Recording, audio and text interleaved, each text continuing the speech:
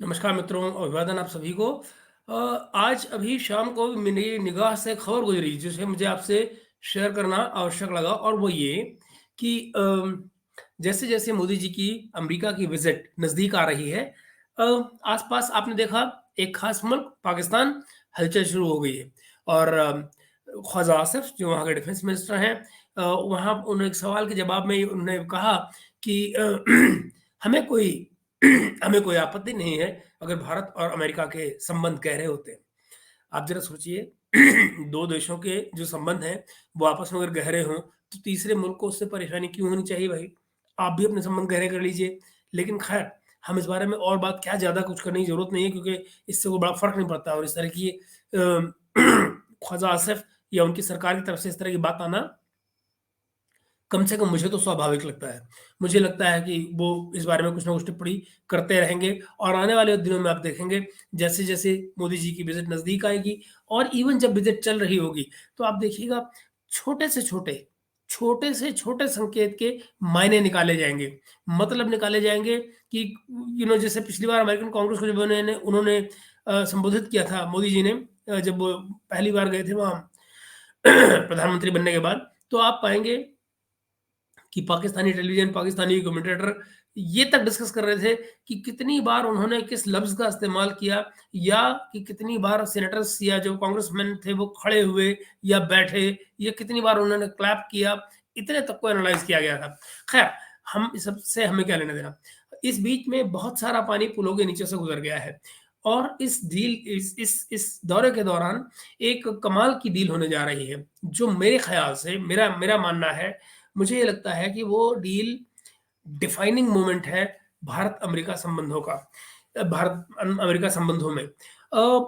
भारत-अमेरिका संबंध पिछले 20 सालों में जहाँ शुरू हुए थे, वहाँ से बहुत आगे आ चुके हैं और इन 20 सालों में इन संबंधों में भरोसा भी बना है, गंभीरता भी आई है, इनमें एक विश्वसनीयता भी आई है, परस्पर विश्वसनीयता आई है, एक-दूसरे की तरफ रिलायबिलिटी की फीलिंग भी आई है। तो अब हम बात करते हैं उस डील की जिसको लेकर दरअसल मैं आपसे बात करना चाह रहा था। पाकिस्तान का रेफ़रेंस तो यूँ ही आ गया क्योंकि इससे पहले कि मैं आपके पास बोलना शुरू करता, मैंने उनकी स्टेटमेंट पढ़ ली ख्वाजा आसिफ की। ख़ैर, तो लीजिए, अमेरिका की जो बाइडेन सरकार है, हाल ही में उन्होंने घोषणा की है कि वो भारत के एक निवेदन पर पुनर्विचार कर रही हैं। पुनर्विचार, पहले बात हो चुकी है इस पर और बात नहीं बनी थी। अब वो पुनर्विचार हो रहा है उसके ऊपर और वो ये कि जिसके तहत भारत सरकार अमेरिकी जनरल कंपनी जो जनरल इलेक्ट्रिकल्स जो कि अमेरिकी कंपनी है, वो बनाती है जेट फाइटर्स के इंजन, जेट फाइटर्स के सिविल एविएशन के इनके इंजन बेसिकली इंजन्स बनाती हैं। बहुत कुछ बनाते हैं, इंजन उनमें से एक है। तो उसको जो है उसमें उनका एक इंजन है जिसका नाम है F414। इस इंजन को बेसिकली ये कहा जाता था कि भारत को बेचा जाए ऐसा कुछ, लेकिन अब बात तय हुई है कि उसके कुछ पार्ट्स इंडिया में बनेंगे और वो इंजन एज़ सच अब उसकी जो टेक्नोलॉजी है, वो इंडिया को ट्रांसफ़र की जा रही है। 50% तक उसके जो कंपो जो जो टेक्नोलॉजी है, उसके ट्रांसफ़र की ऑलरेडी एक्सेप्टेंस हो चुकी है। जो फाइनल है, वो अभी होने जा रहा है जब मोदी जी वहाँ पर अमेरिका में मौजूद होंगे। दरअसल ये एक सेलिब्रेशन का भी तरीका है डील को फाइनल करने का। हालाँकि 50% टेक्नोलॉजी की एक्सेप्टेंस ऑलरेडी ऑफ़िशियली वहाँ अमेरिका में हो चुकी है। तो लीजिए, जैसे ये डील होती है, तो जो भारत में निर्मित लड़ाकू जहाज हैं, उनको बेहतरीन इंजन मिल पाया करेंगे, जिससे न सिर्फ़ उनकी जो मारक क्षमता है वो बढ़ेगी, बेहतर हो पाएगी, बल्कि जो बाकी इंजन की जो टेक्नोलॉजी को भी विकसित करने में जिसमें दसियों साल का समय लग सकता था, जिसमें बहुत सारा R&D लग सकता था, जिसमें आपको बहुत सारा पैसा लग सकता था, वो तमाम चीज़ें आप बचा पाएँगे। वक़्त बचाना सबसे बड़ी बात है, दौलत तो अपने आप बच जाती है जब आप एक 10-20 साल का वक़्त जो है बचा लेते हैं किसी एक टेक्नोलॉजी को पाकर ट्रांसफ़र के ज़रिए या व्हाटएवर वे।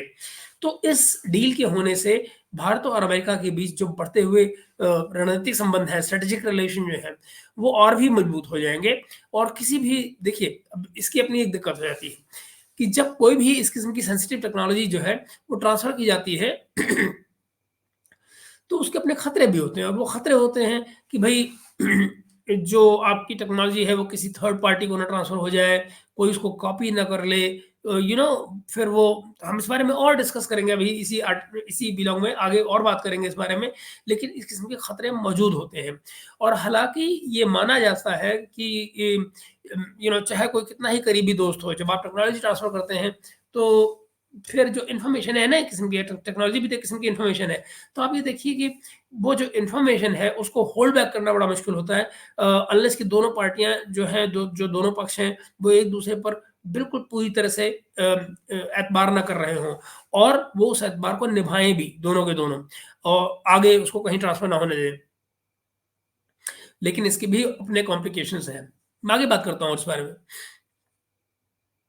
इन खतरों को कम तो किया जा सकता है लेकिन ये भी हमें गौर रखना पड़ता है, अमेरिका को भी ये ध्यान रहता है कि इन खतरों को कम तो कर लिया जाएगा, लेकिन भारत पर उनको भरोसा करना भी ज़रूरी है। उनको ये भी लगता है कि जो ट्रस्ट का लेवल है, वो इससे बढ़ेगा दोनों के बीच में।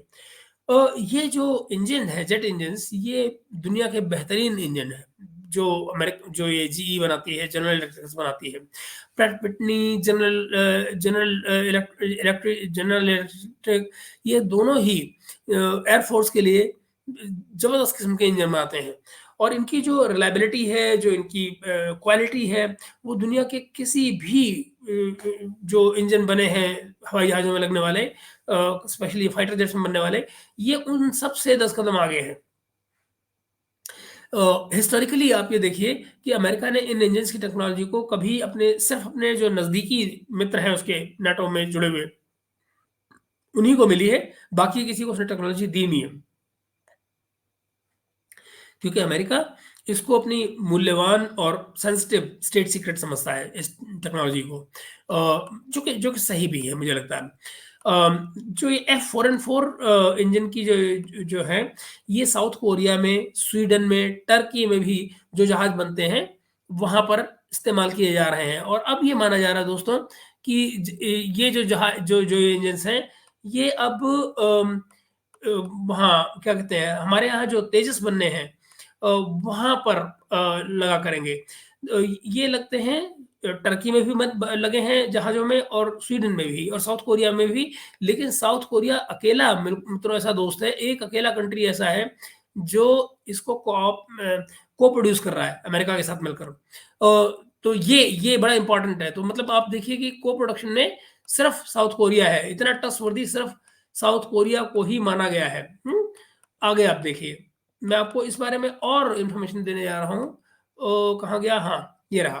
तो ये जो संबंध है भारत और अमेरिका के, उनमें पिछले सालों में लगातार बढ़ोतरी आई है, गहराई भी आई है, ठहराव भी आया है और अमेरिका में चाहे डेमोक्रेट्स की सरकार रही हो या रिपब्लिकन्स की सरकार रही हो, ये एक बायपार्टीज़न एग्रीमेंट हो चुका है दोनों तरफ कि भारत के साथ उनको संबंध बेहतर बनाने हैं। ये तय हो चुका है। ऑलराइट। तो ख़ास तौर पे जब से भारत जो है वो क्वाड में शामिल हो गया है, तो भारत जो और अमेरिका की जो इंडो पैसिफिक जो भारत जो है वो अमेरिका की जो इंडो पैसिफिक पॉलिसी है, उसका एक बहुत बड़ा मजबूत पिलर बन चुका है। इसके बावजूद ये बात माननी होगी दोस्तों कि इस किस्म के जो संवेदनशील टेक्नोलॉजी ट्रांसफर जो होते हैं, जो सेंसिटिव टेक्नोलॉजी ट्रांसफर होते हैं, उनमें जो खतरे हैं, उनको कम तो किया जा सकता है, खत्म नहीं किया जा सकता है। खत्म कभी नहीं किया जा सकता क्योंकि ह्यूमन नेचर है, लेकिन ये बात समझी जा सकती है कि अमेरिका भारत के साथ होने वाले इस नए समझौते में भी कुछ ना कुछ सावधानी बरतेगा। सावधानी इस तरह से कि मैं आगे बताता हूँ कि वो टेक्नोलॉजी में ट्रांसफर सावधानी कैसी बरतेगा, बदमाशी करेगा थोड़ी-थोड़ी। जैसे कि अमेरिका के जो विरोधी हैं या उनके विपक्षी लोग हैं, अमेरिका जहाँ आपके दोस्त हों, वहाँ आपके दुश्मन भी होते हैं ना, तो अमेरिका के जो दुश्मन हैं, जैसे राइट नाउ दुश्मनी में कौन आ रहा है? रशिया आ रहा है, चाइना आ रहा है। तो अमेरिका को लगता है और ठीक भी लगता है कि जो इंटेलेक्चुअल प्रॉपर्टी राइट्स हैं, उनकी ज़्यादा परवाह नहीं है राइवल्स को। फॉर एग्ज़ाम्पल जो 1914 का जो डिकेड था, उसमें सोवियत यूनियन ने रॉयल्स रॉयस कंपनी जो इंग्लैंड की कंपनी है, रॉयल्स रॉयस उस समय जो इंग्लैंड है 1940 के दशक में, वो कमज़ोर था, इकोनॉमिकली कमज़ोर हो रहा था। तो 1940 के उस दशक में सोवियत यूनियन ने रोल्स रॉयस से जो वो हवाई जहाज़ों में अपने के लिए इंजन बना रहे थे, वो इंजन्स ले लिए और फिर उन इंजन्स की नकल करके उसने अपने जो जेट फाइटर्स थे, मिग-15 फॉर एग्ज़ाम्पल जो उनका पहला जहाज बना था मिग-15 उसमें उसने इस्तेमाल किया और जब उसको इस्तेमाल किया तो हुआ ये कि उनका जहाज, उनकी टेक्नीक और ये इंजन दोनों मिलकर एक ऐसा लीथल कॉम्बिनेशन बना कि अमेरिकन जो फाइटर्स थे कोरियन वॉर में रशियंस ने बहुत बुरी तरह से उनके बहुत सारे जहाज़ों को मारा। तो ये है वो फ़र्क जो एक अच्छा फाइटर जेट आपके जहाज़ को दे सकता है।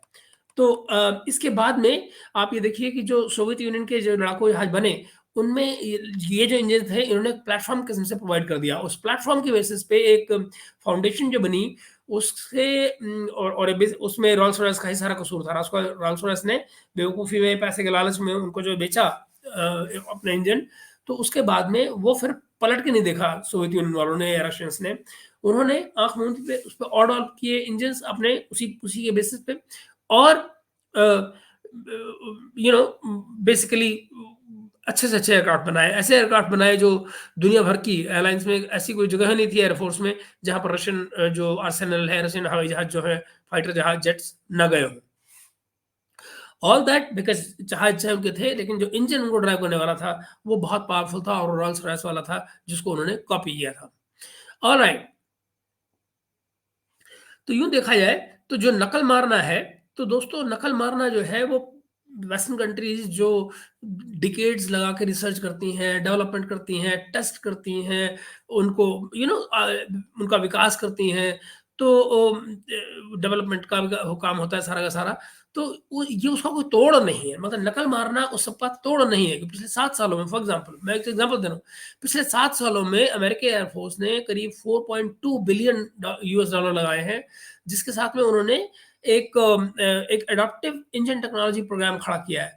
एडॉप्टिव टेक्नोलॉजी प्रोग्राम जो है, इंजन टेक्नोलॉजी प्रोग्राम, ये नेक्स्ट जनरेशन मोटर उन्होंने तैयार की है इसके तहत। और वो जो नेक्स्ट जनरेशन मोटर है, उसको वो जो इस्तेमाल हो रही है, आप ये देखिए इंजन्स में वो ये अभी ट्रांसफ़र करने के लिए किसी को नहीं दे रहे हैं। मतलब ये कहाँ यूज़ हुई है, ये इंजन कहाँ यूज़ हुआ है? F-18 में, F-15 सुपर हॉर्नेट जो कि दुनिया के सबसे बेहतरीन तेज़-तर्रार लड़ाकू हवाई जहाज़ों में से एक है। तो इसको अभी अमेरिकन्स ने बेचने की बात नहीं की है। मगर ये सच क्या है? सच ये है कि चाइना हो या रशिया, वो इस टेक्नोलॉजी को पाना चाहते हैं और पाना इसलिए चाहते हैं ताकि वो इसके डिज़ाइनिंग को, इसकी मैन्युफैक्चरिंग प्रोसेस को, सबको वो अपनी वायुसेना के लिए, अपनी एयरफ़ोर्स के लिए यूज़ कर पाएँ। तो दिल्ली के ये कि सॉरी दिल्ली याद आ रही है। किसी भी जो टेक्नोलॉजी ट्रांसफ़र होता है दोस्तों उसमें खतरा ये होता है कि जो दुश्मन देश के हाथ लग जाए या विरोधी उसकी रिवर्स इंजीनियरिंग कर लें। यही कारण है कि अब तक अमेरिका ने जेट इंजन टेक्नोलॉजी को अपने सबसे जो कॉन्फिडेंट मुल्क हैं, उन्हीं के साथ साझा किया है, शेयर किया है। जितनी एडवांस टेक्नोलॉजी का ट्रांसफ़र किया जाता है खतरा ये उतना ही बढ़ जाता है कि टेक्नोलॉजी कहीं लीक ना हो जाए। 1 मिनट।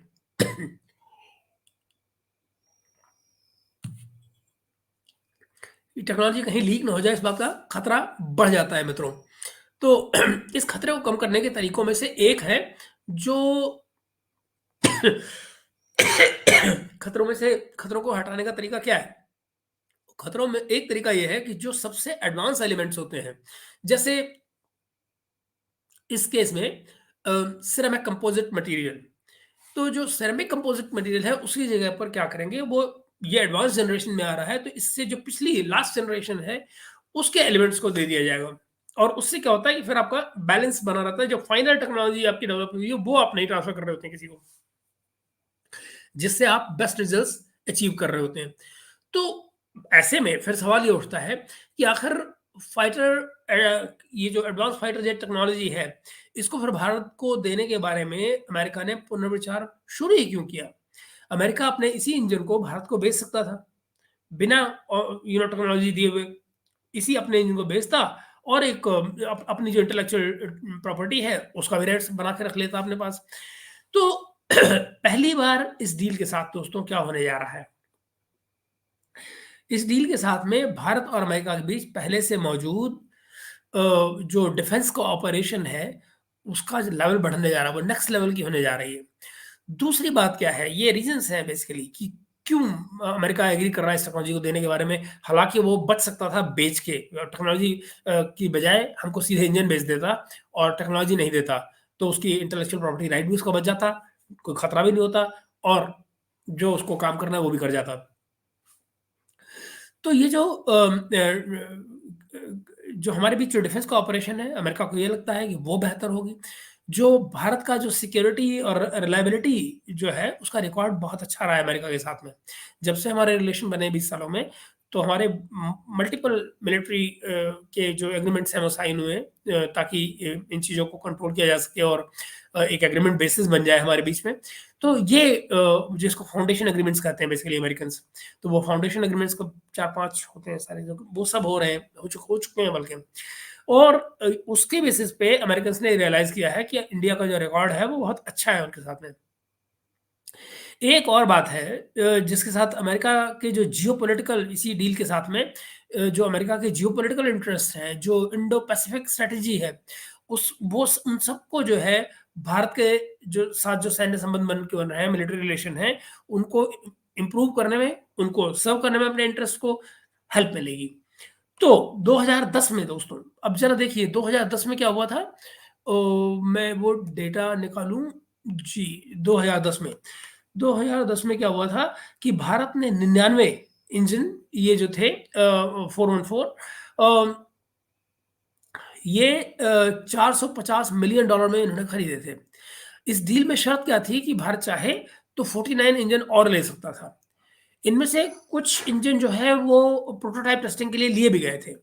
नाउ इस एग्रीमेंट के तहत में इंजन के जो कुछ हिस्से हैं वो भारत में बनाए जाएँगे और जो ट्रांसफर होने वाली टेक्नोलॉजी का जो 50% है, मैंने आपको शुरू में बताया, जो 50% टेक्नोलॉजी का जो ट्रांसफर होना है, उसकी मंजूरी पहले ही दी जा चुकी है। जो रिमेनिंग है, वो जिस समय मोदी जी विज़िट कर रहे होंगे अमेरिका की, तब वो टेक्नोलॉजी ट्रांसफर किया के जो फाइनल एग्रीमेंट्स होंगे, ये जो परमिशंस होंगी, वो ग्रांट कर दी जाएँगी। ये इंजन भारत में जो बन रहे तेजस हमारे लाइट कॉम्बैट एयरक्राफ्ट हैं, उनका जो फाइनल वर्ज़न जो बेस्ट वर्ज़न आने जा रहा है एमके 2 उसमें ये इस्तेमाल किए जाएँगे।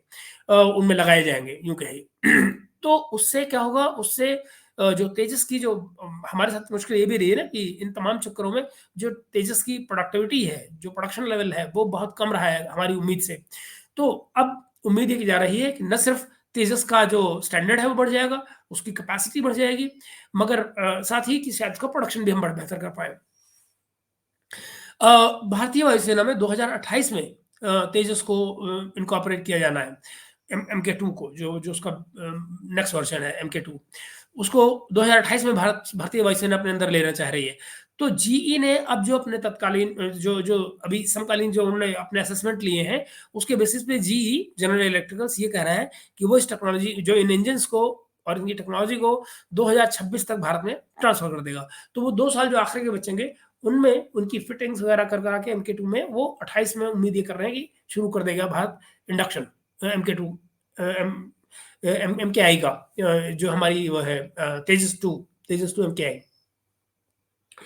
नाउ भारत अमेरिका के लिए एक जियोपॉलिटिकल पार्टनर तो रहा है, एक इमर्जिंग ग्रेट पावर भी है। ना आज भारत जनसंख्या के जो लिहाज से दुनिया का सबसे बड़ा मुल्क बन चुका है और उसका डिफेंस बजट इस समय दुनिया में अमेरिका और चीन के बाद में तीसरा सबसे बड़ा बजट है। तो जहाँ एक तरफ भारत 20वीं सदी में अमेरिका के साथ में एक डिफेंस रिलेशनशिप जहाँ कुछ भी नहीं थी, मतलब 20वीं सदी में 20th सेंचुरी में भारत और अमेरिका के बीच में कोई एग्जिस्ट ही नहीं करती थी डिफेंस रिलेशनशिप। वहीं 2008 के बाद में भारत ने अमेरिका से $20 बिलियन से ज़्यादा का माल खरीद लिया है मिलिट्री हार्डवेयर। 2013 में भारत पहला ऐसा देश बना जिसने advance Boeing P-8 surveillance aircraft खरीदा अमेरिका से। ये एयरक्राफ्ट ऐसा था जिसको नाटो के पास भी नहीं था। भारत ने उस समय पर अमेरिका से खरीद लिया था और ये आज भी हमारे यहाँ बेहतरीन सर्विस दे रहा है इनफैक्ट। तो और ये देखिए कि इसके थ्रू जो टेक्नोलॉजिकल जो हमारी इन्फॉर्मेशन ट्रांसफर जो हो रहा होता है वो सेफ है, यूँ कहिए इसको, है ना? ओके, तो हाल के वर्षों में भारत और अमेरिका ने कई फाउंडेशनल मिलिट्री एग्रीमेंट साइन किए हैं, जैसा मैंने आपको बताया थोड़ी देर पहले। इसके तहत वो एक-दूसरे के जो जो जो समुद्री जहाज़ हैं, जो उनके हमारे चाहे वो नेवी के हों या कमर्शियल, उनको उनकी रिफिलिंग की जा सकती है। और फिर हमारे साथ जो एन्क्रिप्टेड कम्युनिकेशन का एक बेस जो तैयार हो गया है अमेरिका और भारत के बीच में, वो भी अब लगातार बहुत अच्छी तरह से काम कर रहा है। ओके, आगे चलते हैं हम और नेक्स्ट पॉइंट को कवर करते हैं। नेक्स्ट पॉइंट क्या है जी? जी। अ, इसका एक और बड़ा फ़ायदा होगा दोस्त।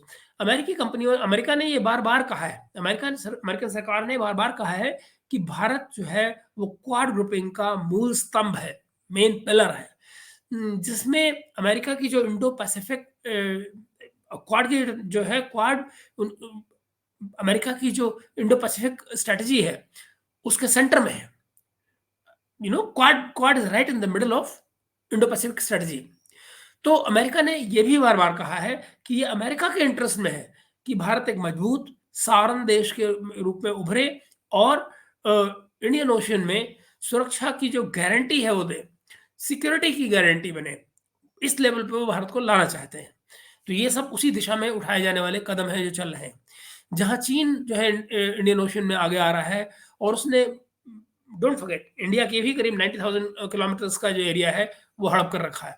तो वो भी हमारे लिए एक मुद्दा है और हाल के वर्षों में देखिए तो भारत और चीन के बीच में जो सीमा विवाद है वो फिर से हाइप अप हुआ है, नए लेवल पे पहुँच गया है और 45 वर्षों में पहली बार 2020 में दोनों देशों के बीच में फिजिकल झड़प हुई, जहाँ पर दोनों तरफ से सैनिक मारे गए। नाउ भारत अमेरिका में बने हुए जो पहले से ही जो अमेरिका से के हैं MQ-9B, सी गार्जियन जो ड्रोन है, सी गार्जियन ड्रोन्स हैं उनके जो हम इस्तेमाल कर रहे हैं MQ-9B, वो ऑलरेडी हमारे यहाँ यूज़ में है। मैंने आपको पहले बताया जो सर्वेलेंस एयरक्राफ्ट है मैरीटाइम पेट्रोल एयरक्राफ्ट P-81 हुँ, P-81 भी हमारे यहाँ चल रहा है और इसके साथ ही भारत में जब ये टेक्नोलॉजी ट्रांसफर आएगी, ये जो इंजन वाली, जेट इंजन वाली, उसके साथ में एक इंडस्ट्रियल बेस बनेगा यहाँ पर। इंडस्ट्रियल बेस जो बनेगा, उसके ज़रिए एक बहुत हाइली स्किल्ड जो वर्कफ़ोर्स बनेगी, वो भी भारत में तैयार होगी और जो कि मेक इन इंडिया वाले प्रोजेक्ट पे आपको देखिए कितना इम्पैक्ट पड़ेगा उसका। साथ ही अमेरिका और भारत का जो एक reliable advance defence technology supplier भी बन जाएगा अमेरिका भारत का। ये बिल्कुल ऑब्वियस है। तो जो जो कोल्ड वॉर का टाइम आप याद कीजिए, मैं इसको थोड़ी-सी इस बारे में और बात करूँ अगर तो जो कोल्ड वॉर का जो वक़्त था, अगर आप उसको याद करें, तो अमेरिका ने भारत को हथियारों की बिक्री ही कर दी बंद। भारत को हथियार नहीं दे रहा था, बल्कि पाकिस्तान को दे रहा था। जिसके चलते भारत और रूस के संबंध जो है सैन्य लेवल पे वो गहराए और मजबूत होते चले गए। जिसके परिणामस्वरूप भारत की सेना में आज जो मिलिट्री हार्डवेयर यूज़ हो रहा है, उसका एक बड़ा हिस्सा रूसी प्लेटफ़ॉर्म पर है। आप ये देखिए हम अमेरिकन जहाज़ खरीदने में इसलिए हिचकिचाते हैं कि मान लीजिए उनके जो जहाज़ हैं, वो जिन प्लेटफ़ॉर्म्स पे चलते हैं, फॉर एग्ज़ाम्पल नेवी में है या अदरवाइज़, तो वो हमारे यहाँ हमने वो प्लेटफ़ॉर्म रशियन उससे बनाए हुए हैं, जो मेजरमेंट्स से। तो जिसकी वजह से हमको यहाँ पे दिक्कत आती है। तो अब जैसे-जैसे चेंज आएगा तो आप पाएँगे कि वो प्लेटफ़ॉर्म बदलेंगे और वो अमेरिकन या वेस्टर्न तरीके के होते चले जाएँगे ग्रेजुअली। तो ये है। अच्छा, तो इस डील के बाद में चूँकि बड़ा हिस्सा हमारा ये रूसी प्लेटफ़ॉर्म पर है, तो इस डील के साथ में जो आप ये देखिए अभी हमारी रशिया से क्या डील चल रही है। $5 बिलियन की हमारी S-400 की डील है, जो एयर डिफेंस सिस्टम वाली है। उसके अलावा भारत रशिया की जो न्यूक्लियर सबमरीन्स हैं, वो इस्तेमाल कर रहा है लोन पे, वो हम लीज़ करते हैं उनको। और फिर जो आईएनएस विक्रमादित्य जो हम यूज़ कर रहे हैं, वो भी बेसिकली रशियन एयरक्राफ्ट था जिसको हमने उसको रिफर्बिश करवाया था उनसे और ये वो था एडमिरल गोश्कोव, आपको याद हो रशियन नाम इसका हुआ करता था एडमिरल गोश्कोव, जिसको रिफर्बिश करके हमने इसका विक्रमादित्य बनाया और अब वो हमारे यहाँ सर्व कर रहा है। तो वो भी प्लेटफ़ॉर्म हमारे पास रशियन प्लेटफ़ॉर्म है। तो इस अब जिस किस्म के जो सोफिस्टिकेटेड हथियार अमेरिका जो है वो भारत को बेचना चाह रहा है, आप ये देखिए उससे इन रक्षा संबंधों में हमारे और अमेरिका के बीच जो रूस की निर्भरता है, रूस पर हमारी जो निर्भरता है, वो कम होती जाएगी और फिर उसकी जगह अमेरिका लेता जाएगा। इस नज़रिए से ये भी ज़ाहिर हो जाता है कि रूस और चीन जिस समय मिलते जा रहे हैं आजकल, तो ऐसे में और ये भी एक बात है कि सप्लाई मतलब हमारी सप्लाई का भी एक इश्यू बन सकता है, क्योंकि यूक्रेन के साथ में रशिया जो है वो उलझा हुआ है। वो लड़ाई वहाँ पे बाकायदा जारी है, किसी भी लेवल पे जारी है। और इस सब के चलते रशिया का जो मिलिट्री इंडस्ट्रियल बेस था, वो कमज़ोर हुआ है और उसके कमज़ोर होने से जो हमारे पास सप्लाई आनी है उनके हार्डवेयर की, उसमें प्रॉब्लम आ सकती है। तो जो रशिया के डिफेंस इंडस्ट्रियल बेस पर जो प्रेशर आ रहा है, उसका हमारे ऊपर जो इम्पैक्ट आएगा, वो भी हमें कहीं न कहीं कंसीडर करना है। वो भी नए क्वेश्चन्स खड़े करता है कि हमारी प्रिपेयर्डनेस कैसी रहेगी फिर। ये बात भी जो ध्यान देने योग्य है दोस्तों कि 2022 में भारत ने जो हमारे सोवियत युग का जो सोवियत एरा का जो एक जहाज था मिग 21 वो तय किया था हमने 2022 में कि हम इसको 2025 तक सर्विस से अलग कर देंगे। क्योंकि वो लगातार उसके एक्सीडेंट्स वगैरह हो रहे थे, टेक्निकल फेलियर्स उसके हो रहे थे, मशीन फेलियर्स, तो इसलिए। उसके साथ में ही भारत ने एक और काम किया था, जहाँ वो जहाज हमने आउट ऑफ सर्विस करने की बात की थी, मिग 21 वहीं जो रूसी Mi-17 हेलीकॉप्टर की जो डील थी, वो खत्म कर दी गई थी और 2 डील और थी, एक थी मिग 29 और एक थी सुखोई 30 MKI। इन दोनों जहाज़ों की जो डील है, उसको हमने डिले कर दिया है बेसिकली। हमने उसको लेना नहीं लेना, अभी हमने उसको एट होल्ड कर दिया है। तो दिस इस सब के बीच में अमेरिका के लिए एक विंडो ऑफ अपॉर्च्युनिटी खुलती है ना? तो इसमें एक महत्वपूर्ण बात और है। अब देखिए, अब हम अपनी फाइनल पॉइंट्स पे आ रहे हैं इसके कि ओ ओ ओ ओ ओ ओ ओके, ओके। हाँ, I am missing out on something. तो ओके, हाँ। ध्यान देने बात ये भी है कि देखिए कि जो पिछले 20 सालों में अमेरिका के साथ में जो इंटेलिजेंस की साझेदारी रही है, डिफेंस की इंटेलिजेंस की साझेदारी रही है, उसमें भारत ने बहुत high level of competence, professionalism और कॉन्फिडेंशियलिटी, रिलायबिलिटी डिस्प्ले की है अमेरिका के साथ रिलेशन में। तो इन बातों से अमेरिका को भी भरोसा हुआ है, जिसके चलते आप ये देखिए इस तरह की जो तमाम सेल हुई हैं उनकी तरफ से सेंसिटिव टेक्नोलॉजी है जिनके अंदर P-18, फिर ट्रांसपोर्ट एयरक्राफ्ट है उनके, आर्टिलरी उनके अटैक हेलीकॉप्टर्स चिनूक हमारे पास है आजकल। तो अटैक हेलीकॉप्टर्स आए, उनके ड्रोन्स जो हमने बताया आपको, वो इस्तेमाल हो रहे हैं हमारे यहाँ पर। तो ये ट्रस्ट लेवल लगातार बढ़ता रहा है पिछले 20 सालों में। अमेरिका ने भारत के साथ जो संवेदनशील रियल टाइम सैटेलाइट इमेजरी भी शेयर की है। ये बड़ा क्रिटिकल है। आज के टाइम पर ये बहुत क्रिटिकल है कि जो real time satellite imagery share होना है कि आप अगर पर्टिकुलर एरिया में कुछ हो रहा है, तो आप वहाँ की सैटेलाइट इमेजरी को right at that particular moment live capture कर सकते हैं और वो लाइव दोनों तरफ देखा जा सकता है, अमेरिका और इंडिया दोनों तरफ। तो इसमें जो दोनों साइड्स हैं, दोनों पक्ष जो हैं, वो लगातार एडवांस एन्क्रिप्टेड इक्विपमेंट के ज़रिए अपना कम्युनिकेशन बनाए हुए हैं। तो वो चीज़ सॉलिड तरीके से चल रही है। भारत और अमेरिका जो अपने एयरक्राफ्ट टेक्नोलॉजी करियर्स पर जो एयरक्राफ्ट करियर टेक्नोलॉजी है, उस पर भी एक साथ काम कर रहे हैं और जल्दी ही ये उम्मीद की जा रही है कि मिलकर एक new generation of drone aircraft बनाने जा रहे हैं, ड्रोन बनाने जा रहे हैं एक साथ। ये भी ध्यान रहे दोस्तों कि जो लड़ाई जो जो लड़ाकू इंजन की जो इंजन की टेक्नोलॉजी की जो जो बिक्री है और जो उसकी टेक्नोलॉजी की जो सेल हो रही है, आप ये देखिए कि ये बेसिकली है तो कमर्शियल फैसले। कोई कोई गिफ्ट नहीं दे रहा कोई किसी को, फ्री लंचेस नहीं होते अमेरिका में जैसा कहा जाता है। लेकिन और अमेरिकी कंपनियों ने इससे बिलियंस ऑफ डॉलर्स कमाए भी हैं अपनी इस सेल से इंडिया को। मगर सच ये भी है कि इतनी सेंसिटिव टेक्नोलॉजी का ट्रांसफर कमर्शियल डिसीजन होने के साथ-साथ कहीं एक जियोपॉलिटिकल फैसला भी है। और इस डील के साथ में दोनों मुल्क एक-दूसरे पर और ज़्यादा भरोसा करने लगेंगे जियोपॉलिटिकल फैसलों में, स्ट्रेटेजिक फैसलों में। इस डील की जो संवेदनशीलता है, आप इसका अंदाज़ा इसी बात से लगा सकते हैं दोस्तों कि यहाँ तक आने में, इस डील तक पहुँचने में अमेरिका को 20 साल लग गए हैं। ये भी ध्यान रहे कि लड़ाकू इंजन की जो बिक्री, ये जो लड़ाकू इंजन के जेट इंजन की जो बेसिकली टेक्नोलॉजी की जो बिक्री है, मैंने कहा ये कमर्शियल फैसले हैं। और इसी के साथ मैं आपको बताना ये चाहूँगा कि इन दोनों देश जैसे-जैसे उसमें भरोसा करेंगे, इस डील का इस तरह की डील्स का एक्सपेंशन और आगे बढ़ता चला जाएगा। इसके मायने ये होंगे कि जो सोवियत एरा की जो हमारे पास चीज़ें हैं, वो बेसिकली कहीं न कहीं साइड ट्रैक होती जाएँगी और उनकी जगह वेस्टर्न इक्विपमेंट हमारे यहाँ आता जाएगा। बाय द वे, ध्यान रहे कि इवन जो एस-400 हमारे पास है, जो रशिया से हमने लिया है और अच्छी खासी कीमत देकर लिया है उनको 5 बिलियन में। मित्रों, डेटा एनालिसिस अभी उसका भी होना है कि यूक्रेन वॉर के दौरान उसकी परफॉर्मेंस कैसी रही है। क्योंकि किसी भी इक्विपमेंट की जो रियल मिलिट्री हार्डवेयर की जो जो टेस्ट होता है, वो हमेशा आप पाएँगे वॉर टाइम में होता है, वॉर ज़ोन में होता है। तो वो उस वॉर ज़ोन में इन्होंने कैसे परफ़ॉर्म किया है, ये अभी देखा जाना बाकी है। इसका एनालिसिस होना बाकी है, देखा तो जा ही रहा है, उसका एनालिसिस किया जाना बाकी है। किन किन मौकों पर, किन हालात में, किस वेदर में कैसे परफ़ॉर्म किया एस-400 ने। तो ये तमाम डेटा भी अभी देखा जाना है। तो बातचीत जारी रहेगी, लेकिन ये डील वाक़ई में गेम चेंजर है। भारत और अमेरिका के रिश्तों में, स्पेशली स्ट्रेटेजिक रिश्तों में, डिफेंस कोलैबोरेशंस में।